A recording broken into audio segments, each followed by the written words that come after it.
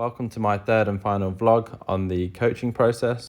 The task at hand was to film myself coaching and then to watch this back and reflect on the whole coaching process and the behaviours I exhibited. Following this coaching video, I have picked a coaching behaviour in which I thought I could be more consistent with and slightly improve, and I've put together a short video that explains this.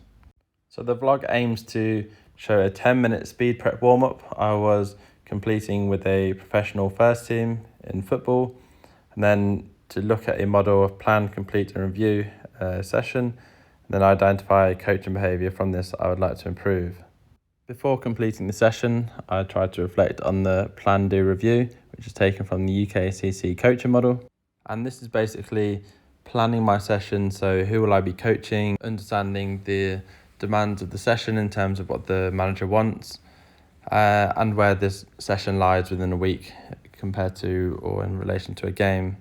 And then also going to do the session, actually completing the warm-up and the drills I have to implement, and then finally to review the session at the end.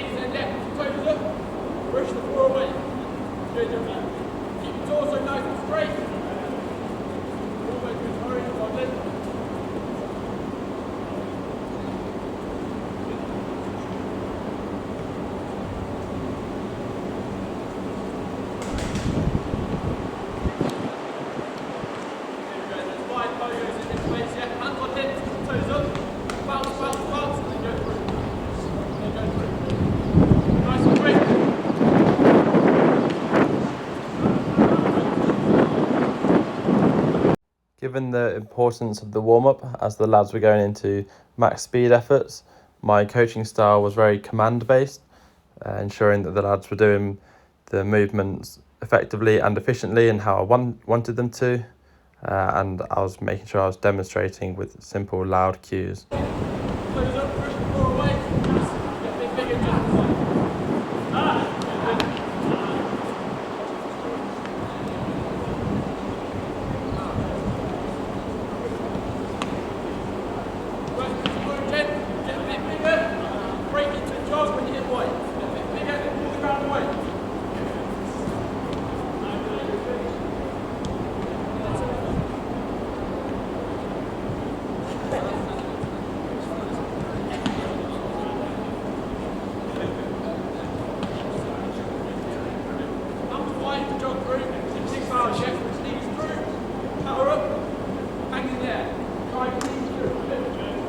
A coaching behaviour in which I think I could improve would be my use of verbal coaching cues when trying to correct errors in which the lads were performing. So using analogy-based cues could help this. For example, on a knee drive, so drive your knees through, like smashing through a pane of glass.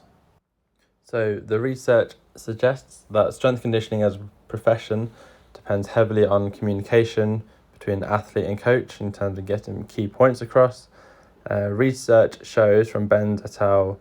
And Erickson et al. That immediate visual and verbal feedback has significant effect on athlete mechanics and their technique to enhance their performance. I feel on reflection that I could have used cues at better times when the athletes were resting, for example, to hammer home some key points I wanted to get across.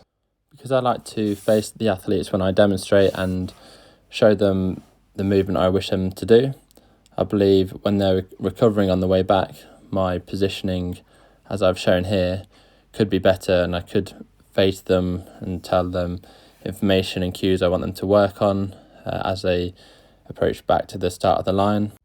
I could also use this time to engage better with the athletes and show them different movement patterns, again, that I would like them to achieve in their next exercise in which they did.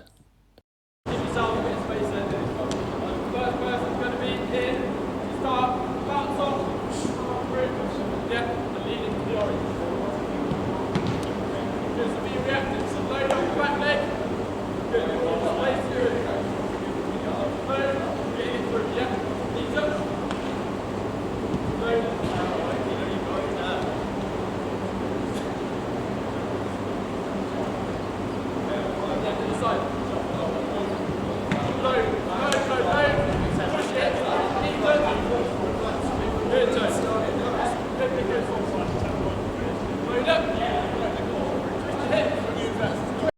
a first team professional setting like this, what I was very cautious of and constantly have to think about is when to cue the athlete properly if they are experiencing difficulties with a movement, for example, like an A-skip.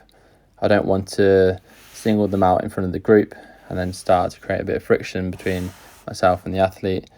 So there's a time and a place in terms of when I should be telling an athlete if they're doing it properly or not.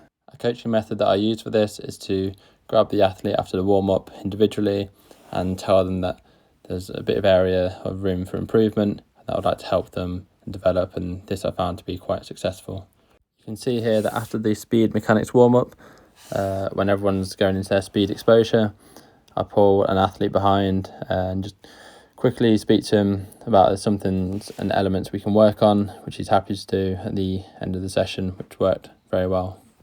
The next coaching clip I'm going to show shows that I need to be clearer with my initial instructions and also to maintain this consistency throughout each of the movements in which the athlete perform. First, let's watch the clip, then I'll share my thoughts and where I can do better after.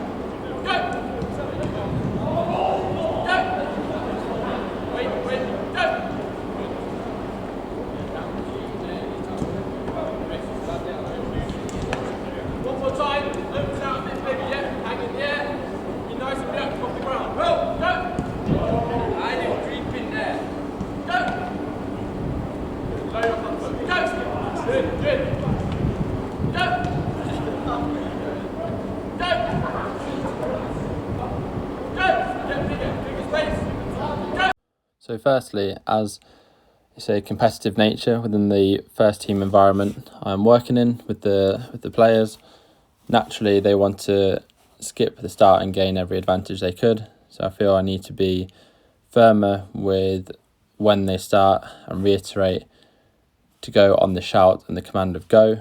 If potentially a player doesn't, then either call them out on it or just again re-emphasize that only on the shout they will explode off onto a acceleration as I've cued. Secondly, in the clip you can see that some of the players were not travelling a horizontal distance as much as I was demonstrating, although I did re-demonstrate this once or twice. I could then, between the first and second set, reiterate the point of how far this distance needs to be and not continue until they have all grasped the idea. So I could use cues such as travel as far as possible, hang in the air. So reflection on a session is important, in which I've used the GROW model. The goal was to prepare the athletes for a max speed exposure and then the session following this. In reality, they all achieved the desired speed outcome. However, some application from the players could have been a tad better. The options were then to have better positioning with myself and clearer cues, and in the future I'll plan certain points, we'll cue the players on different recovery periods they're going through and make sure everything's clearer. To summarise, the review process has allowed me to plan more thoroughly and then give better quick feedback in the sessions that I will be running. Next time in the sessions I will input firmer instructions, making sure that the whole group abides by this, which will in turn focus the athletes more into what I am coaching them. I strongly believe this process has enabled me to be a more successful coach and gain a positive performance outcome.